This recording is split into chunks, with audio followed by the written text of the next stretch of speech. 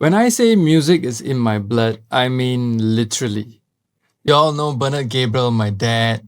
My mom sang in church choirs. She was a singer, but not professionally. She also sang alongside my dad for special occasions, birthdays, things like that. My dad has three brothers, all of which have something to do with the music industry throughout their lives.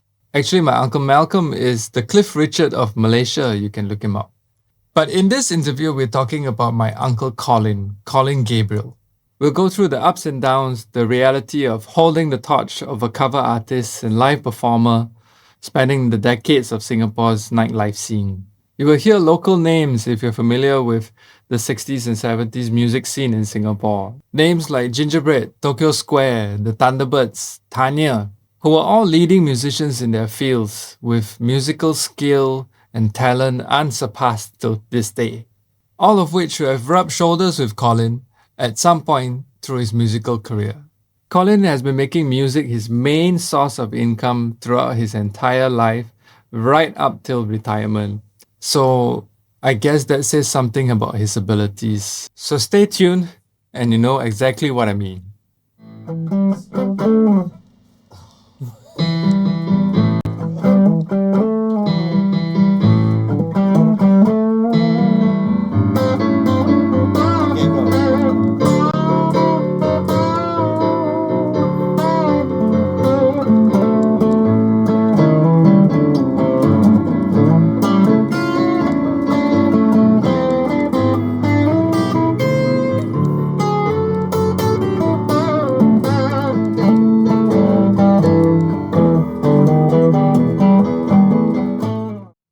Ladies and gentlemen, my uncle Collin Gabriel. I think a lot of you from the 70s will know Collin Gabriel and his abilities as a musician. Hi, people. How are you all doing in the peaceful world? It's been a long time. Well, And it's been a while since I've seen you, so it's been quite some time, isn't it? oh yeah. I think what? Say maybe 10 years? Yeah, about there, 10 years. Yeah, 10 years. Wow. And these are the examples. These are the guys who set the example for me later on, what I want to do. But today, let's talk about you. When is that day, when or where, when you realized to yourself, music is actually what I'm going to do and what I'm going to do for a living? Not only a living, but I can't do anything else except music. When was the time? Well, I come from a house where there's lots of music. My father was a classical music teacher, and also he likes a lot of tango, rumba, mambo. Yeah. And in our house, we always had like a piano there to play. And I had a lot of rhythm in me. But as a child, I always had music in my blood. I feel like I needed to, like explore that kind of things. That's the only way I can express myself. So in school, or even in primary school, I used to get a lot of trouble for, playing drums on the desk. If there was a school concert, I will be there. That's the best I can do. You had to be there. Yeah. That will make me a very happy person. The only thing that I love to do. Yeah. And I think I remember when I was primary 4 in St. Michael's School, I had to do a concert. The Beatles, 4 of them, And I think I had 4 people. The teacher took 4, but we didn't play the music. It was just a background music, which I saw her standing there or something like that, and we were all dressed up like some Beatle hairdo, and then we started to play and stuff. I still remember that one.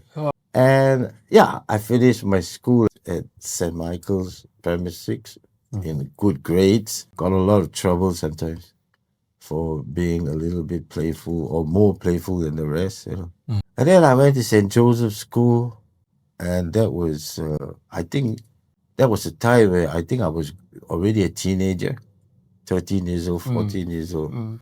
And the hippie generation, music was everywhere. Well, sometimes we'll go and escape to see some good music, and the only places that we can go is like either a tea dance which they call the Golden Winners. And I think I was about 14 years old, and there was this band called the Stray Dogs, which they were playing like every Sunday and sometimes Fridays, you know.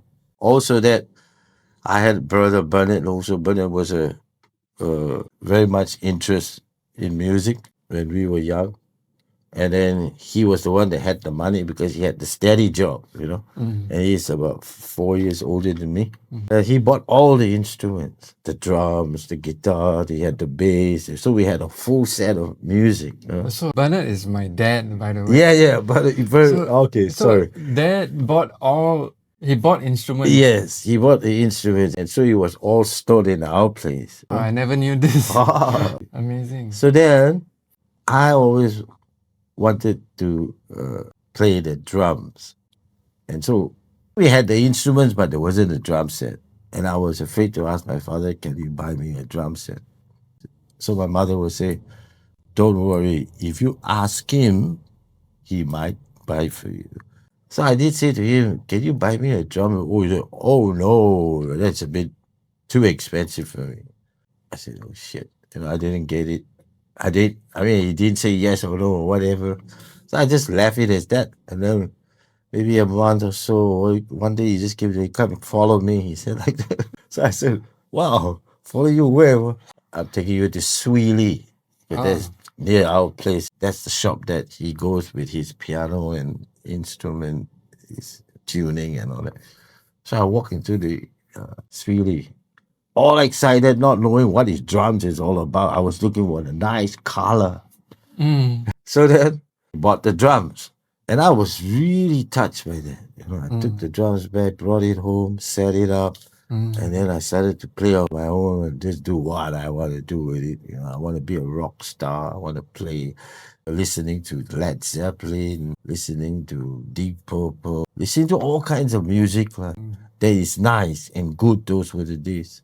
So you taught yourself the drums? Oh, yes. My father gave me a classical drummer. I took a bit of lessons, but it doesn't make sense to me because I just had the rhythm what I like to play. So it came automatic? Yes. Wow. It came automatically. Those were the days where every musician had a job. And to survive, I was quite lucky because I could also say, if I don't have a gig, if I ever did, I can just teach the piano. And there was everywhere I can go, I can teach. So I can make money as well as play, get a contract. I had lots of contracts. Those were the days, and I was very happy what I was doing. There were a lot of hippies and a lot of musicians hanging about, playing in the nightclubs, bands, soloists, whatever. And then I think I had my first break. It was the Merlin Hotel, high tea, and I didn't even have a jacket on me. I couldn't even afford a suit. So I borrowed from my friend, big one. And I wore it and I went to play maybe 2 hours. And that was like, wow, myself in a 5-star hotel.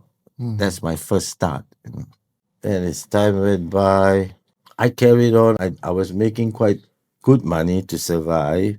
My brother Bernard, that's your father, who would, he will always have his boys to play with, He had his own guys to play. So I just managed to find a few boys, which we played.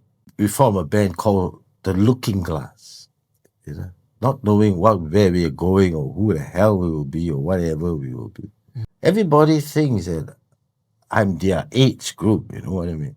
Because I started life very young. At the age of 14 or 15 years old, I was in the music scene playing drums, singing, and sometimes. So these people could be maybe 6 years older than me, most of them.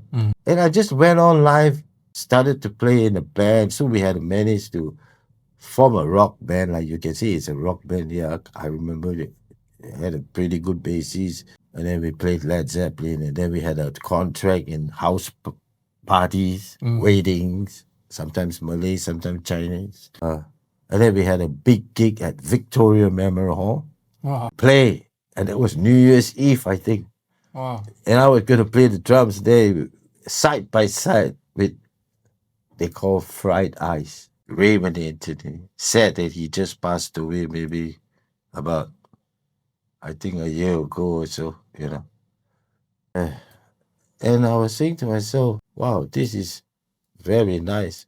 So, of course, Fried Ice is, everybody knows Fried Ice. Looking Glass is a new group coming in, but we did play, you know. I remember still, I think maybe I would have been about 16. I still remember my hands were bleeding, you know, because I was playing it at Victoria and the blood started to pour, you know, Oh, yeah. dripping on the snare drum. I don't know whether I sang or somebody sang, but anyway, that was the good times, huh? If I were a sculptor, but then again, no, or a man who makes potions and a traveling show. Now, I know it's not much, but it's the best I can do. My gift is my song, and this one's for you.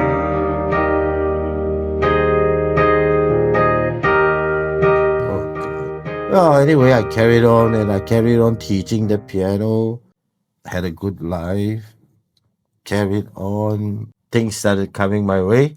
There was a lot of music agent those days, you know, in Singapore. This person came up and said, I'm the agent and I'm also a school teacher. I still remember. And his name is Mr. Tan or something like that.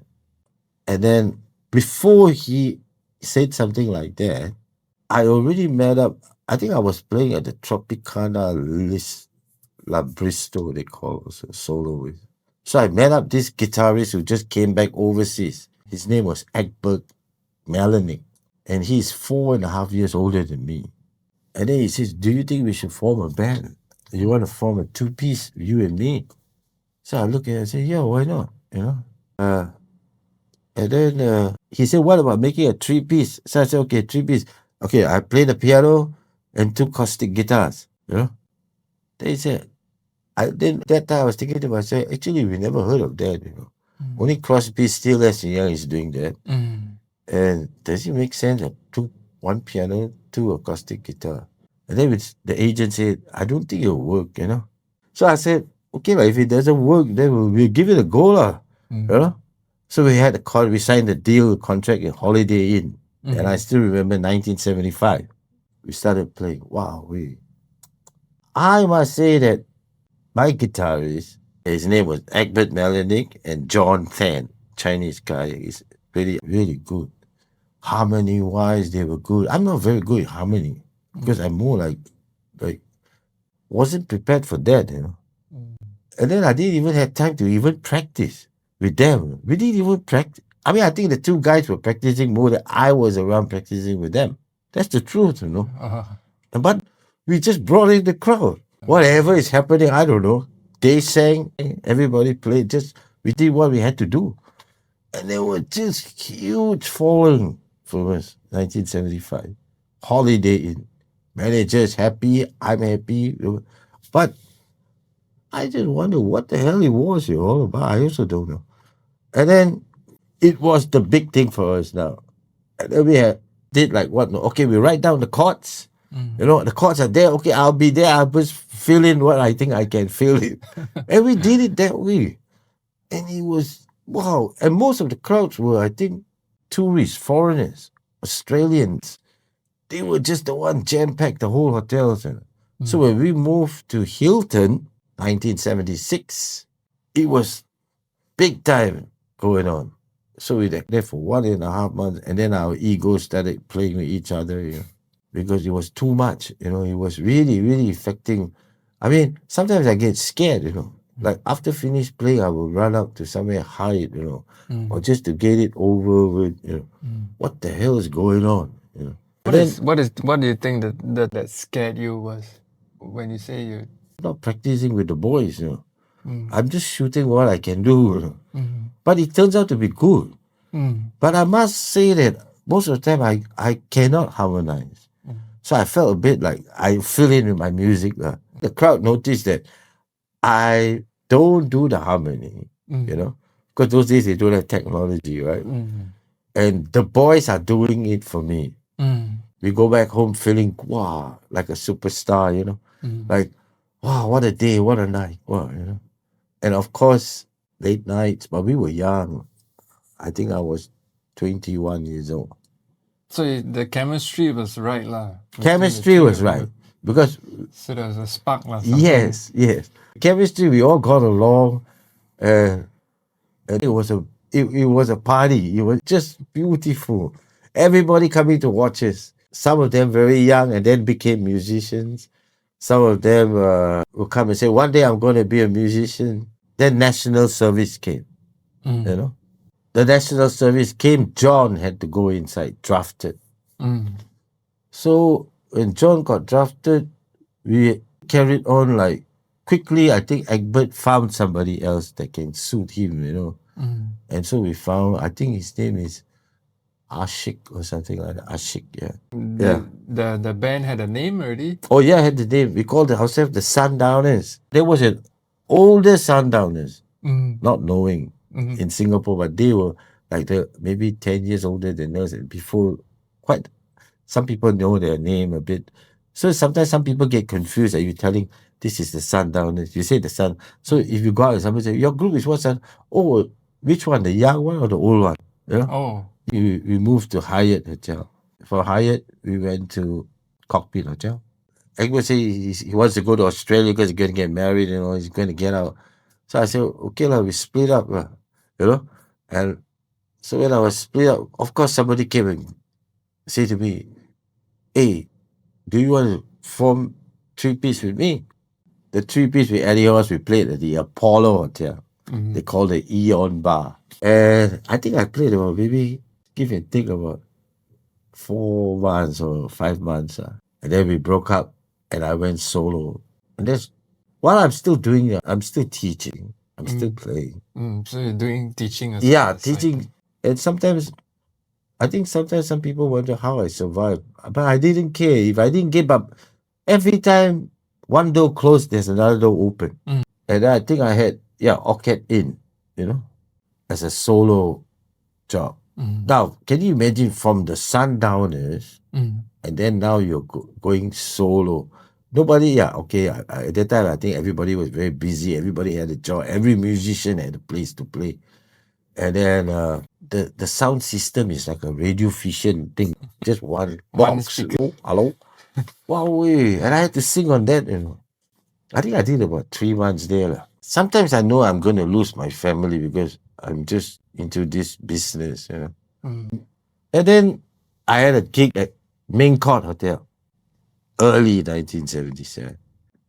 It was a gig in the coffee house. They had pianists playing at the thing, but I was playing the keyboard or something. I can't remember. It's a piano or it's an organ or whatever, you know, or electric keyboard or whatever. So I played at coffee, but it worked. I just did solo. I go to the piano bar, I jam sometimes with them and with 2 Eurasian boys and a piano. David Ng also a very good pianist playing there. And I'll pop in down there, have a look at them, sometimes maybe even jam with them. July Tan was a very good violin. It's just like I look at him and say, wow, this guy really plays the violin with his heart, you know. But he died. I think so. God, I'm traveling. I don't know what's happening. People dying here, dying there. Then sometimes you say, oh, dead already. You know? When's my turn coming? What? You know? Busted flat in Baton Rouge. I headed for the train. I felt it nearly faded in my dream. Bobby thumbed the thistle down. And just before it rains, it took us all the way to New Orleans. I took my hair pulled out of my dirty red bandana, a blowing saddle while Bobby sang the beat. With the windshield wipers slapping time and Bobby's clapping hands, we finally sang up a song that rather knew. Freedom just another words for nothing left to do.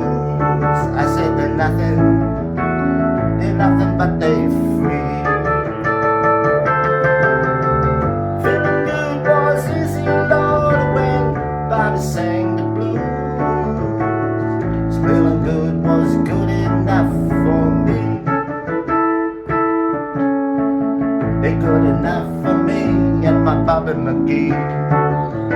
But they were still very young. I think maybe so 1977. 1977, and then I had this big break. He's a general manager of the Intercontinental in Vanuatu. Where the hell is Vanuatu or Port Vila? At that time, it's Port Vila. I have no idea, but I was just happy. This is my break, you know. I will let you know. He said, you got to give me because I only got 2 more days. And I'm staying here in a hotel at the Intercontinental. And the main court is just next to Intercontinental. And I will be there. I give you my telephone. I grabbed the thing. And then I went back because I tried to mend my marriage because it was, not good. Then I thinking to myself, should I stay? Should I go? Then I look at my wife, I said, I will go, man, because I almost missed the train, So I went, pop. I said, what? Tickets all paid, hotel all paid, food all paid, 2-way, solo. So I'm pretty good at solo. I think I feel more comfortable just playing by myself. UTA, I think French airline they call it at that time. I can't remember. And then I reached there. Wow, my hotel. And I went inside, put my bags, and I went and tore around the whole place. And the pool was down and at the bottom, and then the sea. Everywhere was music. Every night the place was lit up with people dancing, playing music, drinking kava, the natives and all that. And the funny thing about it, the lounge, they didn't have a microphone stand, I used the fishing rod and the mic is floating. I kept on singing like that, Got to know the cook. Every day in the morning, I would go and swim or night, after work, and then just roam about. It's like you went to heaven. Like heaven, yeah. And there was people who were just talking with people. Everybody was friendly.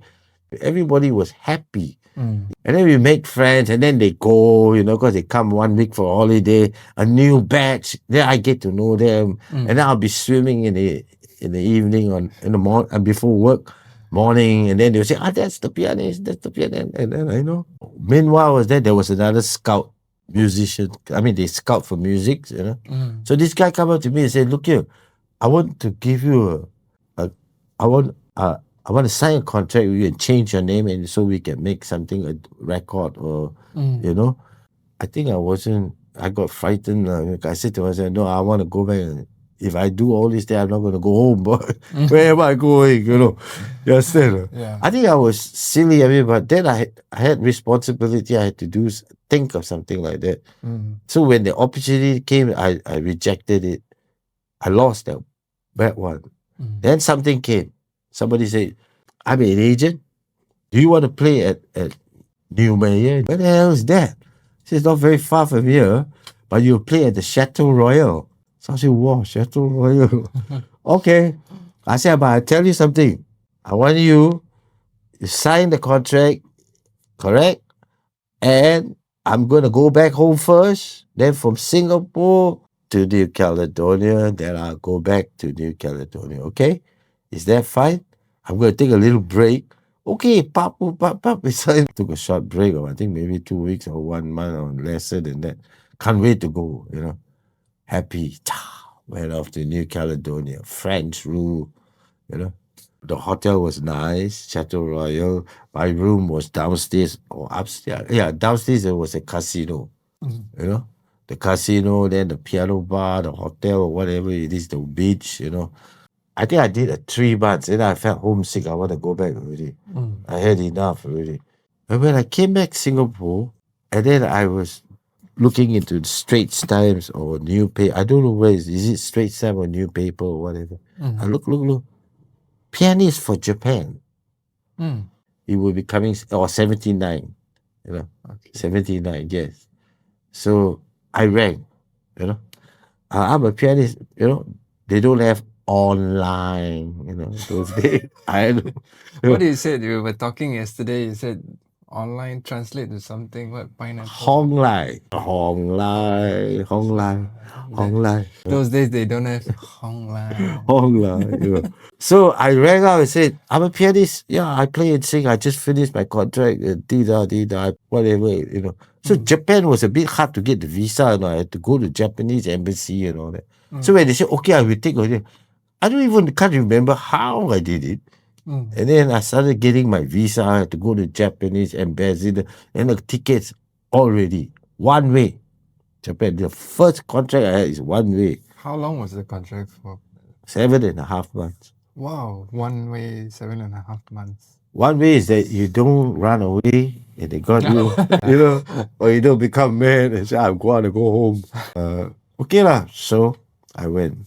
I managed to learn Japanese songs while I was in Singapore. Because when I was with the Sundowners, we were mixing. Then, okay, then they had a karaoke. I think a Japanese lady was running the show. She taught me how to sing Japanese songs. So eventually, they gave me a quite decent place, I accepted it, played, and I had to go like piano bar to host club. You play half an hour, you take half an hour break. I never experienced that in my life, in my music career. Half an hour sets. Yeah. And then by the time you go back, you just don't feel like playing anymore. You don't feel like playing. And then you see the Japanese are sitting there. They like to sing. Then you have the place that I was playing with the piano bar is a white piano. Wow. Yeah, white grand piano. It's very nice. Then you can hear somebody singing the karaoke at one section, that side. Then this section and that section. And then after that, I finished 2 hours this job here. They bring me to another place called host bar. Somebody will drive me, like a school kid, Walk inside there. I said, where's the piano? Oh, the piano is facing the wall. I have to play there for half an hour. Oh, okay. So I play, I will look around. Then I see, what a very strange place. This place. Yakuza. Yeah. Talking about Yakuza. And you're facing the wall, right? How many sets do you do? Like eight for Same, each place? 2 hours. 2 hours, 2 hours. For about 4 sets, I think. Take half an hour break, don't forget. So half an hour break, then you play again. So you play 2 hours. Yeah, 2 hours. You're staying there quite pretty long also. I did enjoy it, but the money was pretty good at that time for me. So I did it as a job. So I finished 7.5 months. I finished the whole job. I went back home. Every time when I go back, I have a contract signed in Singapore. So I formed the new Sundowners. I thought I would do that. And so today, my world is found. Your hand in mine will walk the mile. Thanks to you, girl, it won't be dark. But you to me, I'll be your only one. Alright, yeah. Inspiration, what you are to me. Inspiration, love and sea.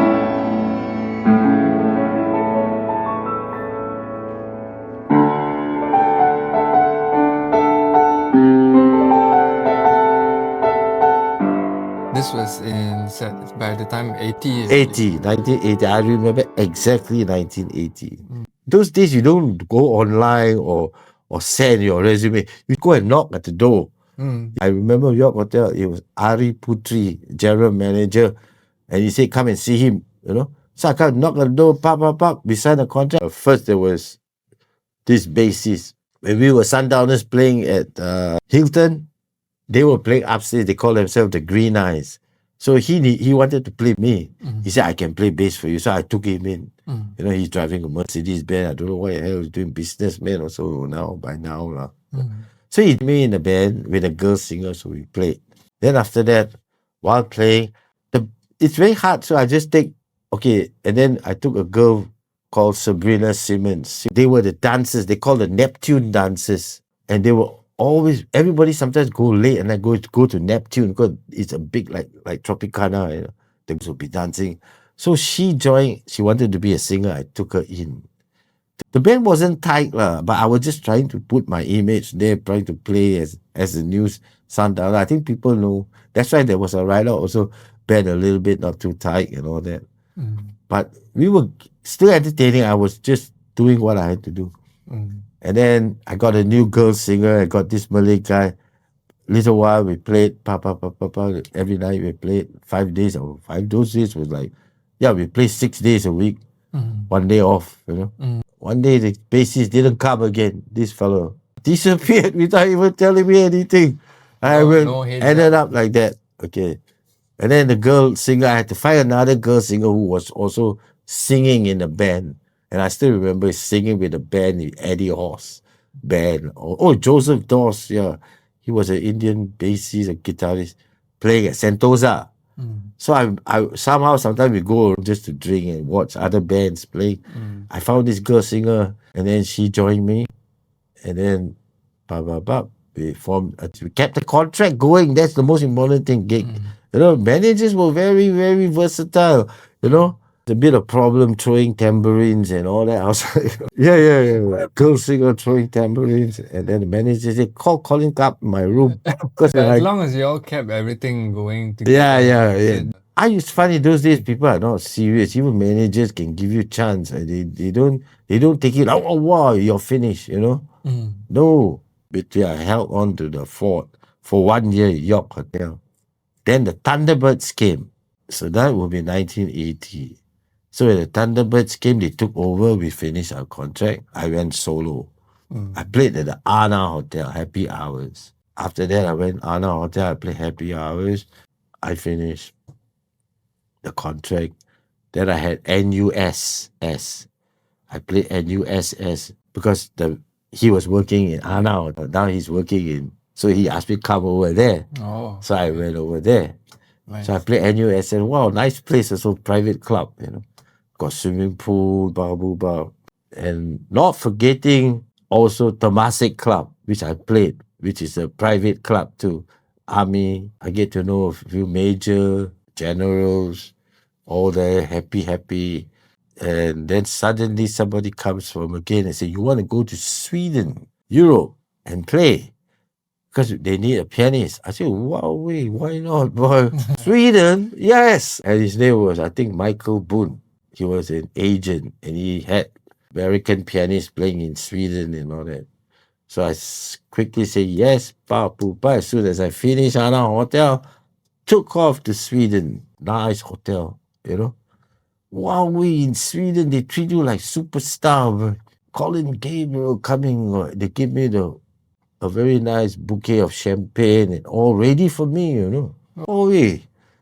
And Sweden was a place, every artist actually had been there. It's very strange. Every artist, you name it. Even if you talk about the Beatles, they also been to Sweden. You talk about Jimi Hendrix, also performing. You talk about everybody, but they are 10 or 15 years older. They went there, 60s. Now I'm in Sweden in 1982. Okay? That's my first snow I've seen. And then I played Sweden. Then they signed me contract to Norway, Sweden, and Copenhagen. So that's Denmark, And I had one also not very far, also Västerås, whatever. Then came 1988. I think I wrote back to the agent and said, "Look, have you got any more contracts for me? I want to go back to Sweden, And they said, "Yeah, okay, I'll give you a job. But you want to play on ship?" I said, "Okay, why not? Where is it?" Tahiti. Wow. Yeah. So I said, "Tahiti, 1988. I said, "Okay, but I'm going on a ship. I'll sign the contract, They're asking me, "You cannot wear your suit, You got to wear uniform, short sleeve and white pants." What can I do? Eventually, I put it on. And I carried on the contract. The ship was going so I get to learn Papiti. Okay, we go Papiti, Mora, Bora. One trip lah. Then you go again. Then when you reach Papiti, take a break, you go out. Beautiful lah. You're having your holiday, right? You go ride bicycle or whatever. You still can see the ship there just in case it goes off. How about Anyway, that's just part of it. And then my contract over, I finished. I came back 1990. And then I started to play here locally, Beaufort Hotel, Anna Hotel. Yeah, I think 1990, then I had also back to Temasek Club also. I come back and I look for it. I got Temasek Club again. I want to go to Australia. I want to get out of this country. I love Singapore, but I want to get out. I just stood around. I still played. I still teaching. I was scared to go because I thought, I don't know.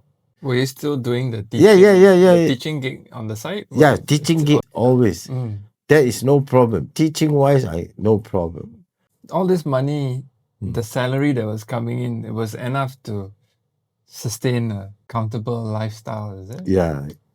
Yeah, I always had money, but I'm not a rich man. I mean, but like, it's enough to keep you going. Correct. 1995. 95. In Brisbane, I looked for the place to play. And they say, like, you have to, go there, just play for beer or for food. So I did that. I got a job.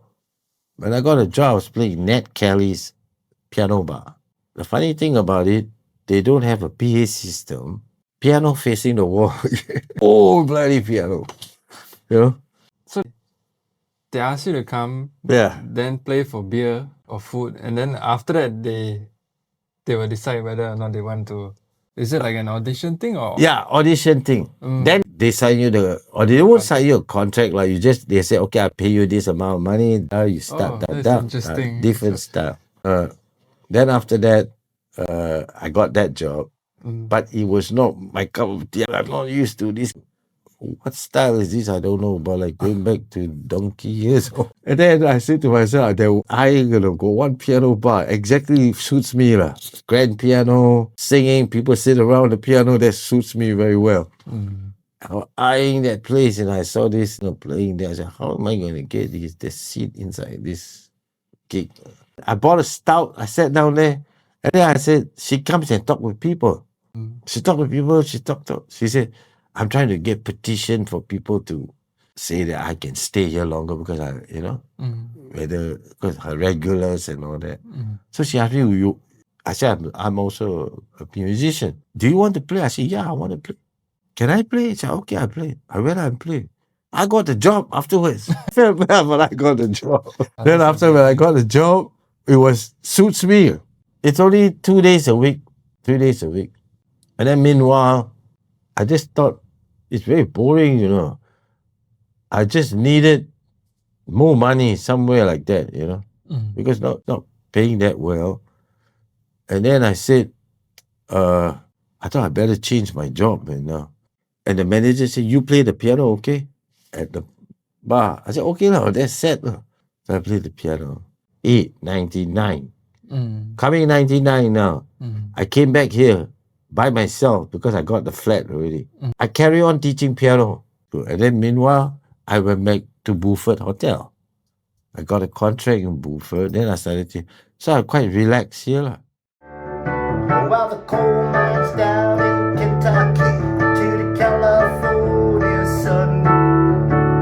Yeah, Bobby shared the secrets in my soul. Oh! Lord, through all kinds of weather, everything I've done. Every night she kept me from the cold. Wow. I took my happy out of my dirty red bandana. I blow and said while Bobby sang the blues. With the swing shoe I was slapping down and Bobby's clapping hands. We finally sang every song that driver knew. If we can taste another words for nothing left to lose. I said they're nothing but they're free. 2001 I came to Perth because I think there's a lot of musicians in Perth. So I won't feel so lonely, So I changed the whole thing. We went to Perth. And then in Perth, I started to still don't want to give up music. Still trying my best to make money out of music. Was getting harder and harder. So I did teach, I did play, but it's not enough. Very little gigs, just at the pub near my place, times a week again, Australian style. Bring your bloody instrument also. Everything you gotta bring. But it's nearby, so I just drive there. I play in the pub. I had a contract again, so I'm playing at the pub. Then I got the job as a security officer, and I don't have to suffer anymore. Feeling, looking good, dress up, singing songs and all that. So I got into a regular job, and that was it. And you can always make people happy. Now I just play for myself. If I walk into a bar, if somebody wants me to jam, I would jam. If I don't get paid, I don't worry because I got salary all my life. You know what I mean? Yeah. So I'm retired. Yeah. Are there any new bands that you like? I think you mentioned Coldplay before. Oh, Coldplay was my favorite when I was back home here. Because I think that was when I was in Woodlands, 1995. Yeah. No, sorry. Yeah, 1995, I was back here. I'm Coldplay. Look at the star. Look how they shine for you in everything you do. And I'm going to NUS playing all these songs. And so Coldplay was the other. Bands like Gingerbread, Tokyo Square, have you ever met any of them? They all know me. Yes, all of them know me. Max Surin, I used to tumpang him. Friends, yes, we are friends. We know each other. And we would talk. He sits on my bike and I'm driving him somewhere. One of the, You all my friends lah. Yeah. We know each other. Gingerbread, we know each other. They also know me and I know them. If you name all the musicians, we all know each other. Max Surin is also when Mo used to play. I think Max Surin was, because he's a television star, that's why. More like everybody knows him. Then Douglas Olivero, I don't know what's the name of his band, I can't remember. So we all know each other, they know me, that's for sure. But if it happens, like say we are going out, eating at midnight at Newton Circus, and then you see one by one after work, then we get together for a while. You can't forever want to be somebody, right? You just got to be who you are, that's all. Or what's your destiny? Are you happy? That's the most important thing. Are you happy? Yeah. And for me, I'm happy because I can make friends very easy. It's not contract or what now to be somebody or what. I can play music and make friends. Yeah. So that's my payday. Looking back, would you have done anything differently? Looking back at your life and it's very hard for a musician, even though we are very nice people, I think. It's very hard for a musician to set up a family. Even though we are human, we want a family, but if you are such a goer like that, you better do that, then get married, Not get married and then into this sin. I think it's a bit hard. Unless so it's the family lah. I think so. If I had a chance, I would just get a steady job or a good job. So that's still, I want to look for trouble. What is the trouble? It's not the trouble. It's I want to play. But why do you want to play? You know what I mean? It's never going to be the same. Unless you want to play, you do a record. But it's never going to be the same. Even if you do it because you love it and it's in your blood. And if it hits, well, that's how it goes, And I think they always say, keep music alive, keep music alive. That's where was a time where everybody was still going strong. But today's world don't even want to think how the hell you want to even survive on it, Yeah. I mean, we were talking yesterday about the AI music and people just can go into the computers. Correct. And just so what is all this? What is all these things that you have mastered and you think of it, It's a pity that I didn't have any proper records or record deals or anything, but that didn't bother me, because I was enjoying what I was having and I was doing. I just had, every time I had a contract, I had a party, I get to know people. I don't give a shit whether I made a record or not. I'm there playing. Today, now you see, we are all suffering. We are suffering. Because you know why we are suffering? Because what a pity, nobody listens looking for a place where they can take their loved ones, sit down, listen to good music, country, whether it be, whether it's a solo pianist, a duet, a three-piece, it's all gone. I think it lost its value It, because of they not only lost its value, it just lost the whole scenario, man, of what is the meaning of life. Music is life, you know. They can't get it. Okay, listen to yourself. Even if the world today is you're listening to music, you're using a headphone. So you don't really hear music actually. It's not like those were the days where you listen, hey, somebody is playing the piano. Hey, somebody is singing, you know. Yeah, So now everybody's in silent mode, you know. So it looks like everything, hey, what happened to this world, you know? There is nothing. And then, oh, okay. It's surprisingly, I just saw a YouTube or I think in Instagram, one of the musicians, I won't say who lah, all playing in a hawker center.